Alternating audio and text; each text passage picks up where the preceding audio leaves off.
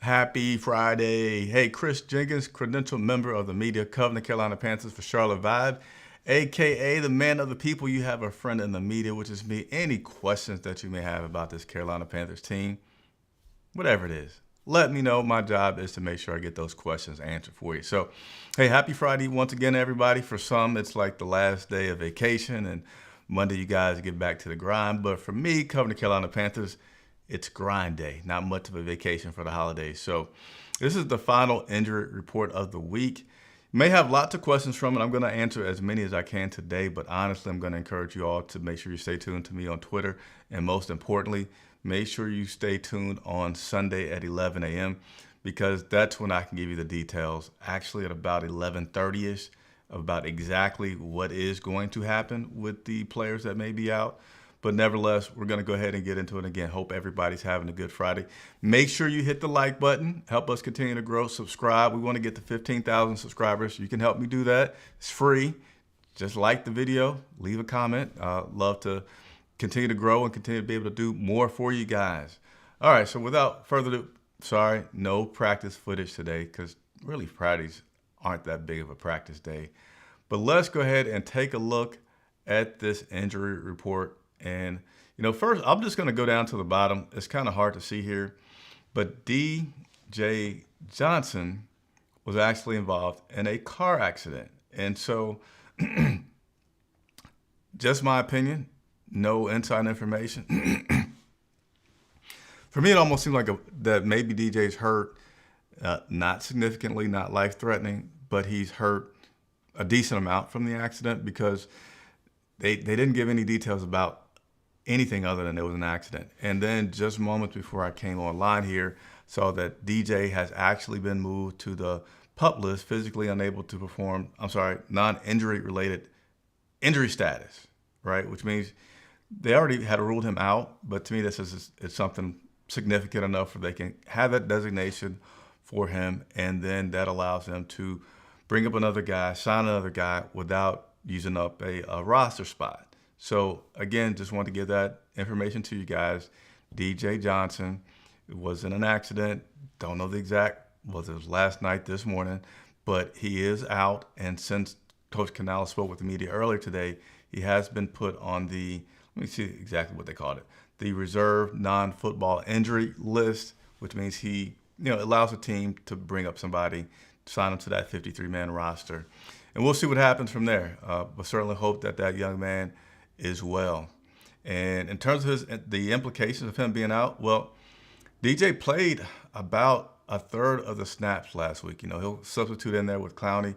So, it's so hard to call what's going to happen with this roster over the next couple of days because of the number of injuries that they have. Is Coach Canales going to, excuse me, go ahead and get, go ahead and get some of the younger guys some time to play? It's complicated, needless to say, but when it becomes a little less complicated and I can talk more definitively, then I'll provide those updates. Let's go ahead and get to the rest of these updates here. Outside linebacker Amari Barno, he is out with a shoulder injury. You also have, I don't know what's going on. You have cornerback J.C. Horn, not surprising to me. He's out. And I say not surprising, just not in the sense of like, a jab at JC, but just the fact that he's been did not practice for the past 2 weeks. So you certainly wouldn't think that the last game doesn't mean anything, that they're going to bring a guy who just got to his first Pro Bowl back any sooner than they may have to. Guard, and last week for JC Horn, we had, I don't know what's going on. We had Caleb Farley that came in for J.C. Horn last week, so that is what I assume would happen again this week. Linebacker Josie Jewell, he is out. Not surprising there. Again, certainly for especially these injuries that these guys have had, the accident and then Josie with the concussion. You just pray that those guys are going to be fine and be able to return being 100% healthy. But I think Josie has now missed 2 weeks with his concussion. Safety Lonnie Johnson is out with his neck injury. You also have defensive end Ashawn Robinson. He is questionable. Tackle Taylor Moulton. He is questionable. So, again, I know Shakad's asking me what I think about some things. Let's see. Oh, no, that's not exactly what he's asking me. He's asking me something else. But I don't know. If Moulton's out, Josh Neisman will come in and play for him, which is what happened last week. Running back Miles Sanders, he's listed as questionable. I know will Miles Sanders play? My personal unsourced opinion is no. I don't feel like there's any reason to bring him back. They're saying, Coach Canales, that he looked good today. It'd be, see how he responds tomorrow to what happened today. But looking at him as being a game time decision, I think some of it may go to once the guys sit down, guys as in Morgan, Canales, whoever may all be part of that group, and say, all right, what do our players look like for this Sunday with injuries and what we can do, and what should we do from a long-term health and from a standpoint of protecting these guys. And that's what I think things will come more to fruition. But Sanders is questionable. Wide receiver Xavier Legette is questionable with a hip/wrist injury. Jadeveon Clowney is listed as questionable. And I started to get this, the audio for you guys to share. Maybe I can quickly find it.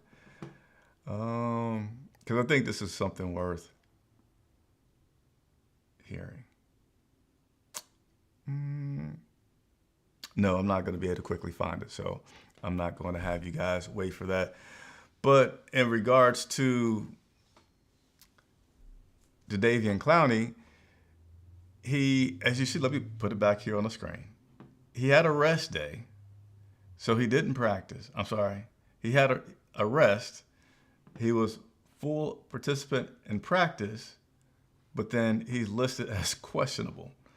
So the question was asked, and I think it was very deservedly asked, well, if he's questionable and he didn't practice, if he's questionable and have been due to rest that he's been out at some point, why would he not play? Yada, yada, yada. And I've already talked about here, outside linebacker outside linebacker DJ Johnson is out. So there you guys have it for the updates. I got a surprise for you. I got a little prize for you guys. It had been asked that I get back to my one-on-one interviews. So I feel like about 6 weeks ago, maybe a little bit more, I did in fact get back to doing them. And just yesterday had the pleasure of sitting down with JJ Jansen. So the video is not going to be out until tomorrow. But for those of you watching right now and then watching the replay, here's a little snippet of me and JJ Jansen. Hey, Chris Jenkins, joined by Mr. Cart Talk himself. I don't want to violate any agreements. Can I call you Mr. Cart Talk? Yeah, that would be perfectly fine. Perfectly fine. I've accumulated quite a number of nicknames over the years, so yeah. We'll add that one to the list. Can you share a few of the random ones? I know Cam was so famous for doing being on Mac and Bone, I get America's Long Snapper. We had some running joke where I said I was a thumper on the punt team, so they started calling me Big Thumper. Okay. Redundant J was one that Olsen gave me, and it's sort of stuck around. Hecker calls me the Redundant J. So I know that audio did not sound good. That's because I just wanted to give you guys a sneak peek. But rest assured, the video, when it's up tomorrow, will have the good audio quality that you would expect from a Charlotte Vibe production. But I thought that was pretty cool to hear the number of nicknames that JJ has had. So again, that full video will be out tomorrow. Don't know the exact time, but it was great talking with him. We actually ran out of time. If you've heard JJ, you know he's a guy with a lot of information. Probably not surprised, but it was really good, and certainly hope that I can get a part 2 with that guy. Maybe need to make him part of the annual interview circuit that I do. So thank you all for watching. What's up, Chance Hines? Appreciate you tuning in. B Stallion, sending some prayers out to DJ for a speedy recovery. And also there's a question: what's the purpose of playing starters in a non-factor game? Man, I thought of I forget the famous thing from somebody saying a non-explicative factor. If they get injured, that would ruin next season's fortunes. I'm more focused on the draft. Yeah. I can't say I disagree with you. I can easily see both sides of that. And Shaked, on this question here, you're going to have to tune in and see what all me and JJ talked about. And, got to get you to watch the video so to answer your question. Just checking a few more of the comments here. Got through them all. So that'll be it for today. Look for that video tomorrow. And otherwise, you guys will see me live Sunday, 11 a.m. inside the Mercedes-Benz Stadium with special guests Alex Zetlow of the Charlotte Observer and Josh Graham. Those two guys will be joining me during our pregame show. I think the best pregame show live and direct that you can find on the internet. I think we do a pretty good job. Hope you all tune in. Meanwhile, continue to enjoy your new year, and I'll see you shortly.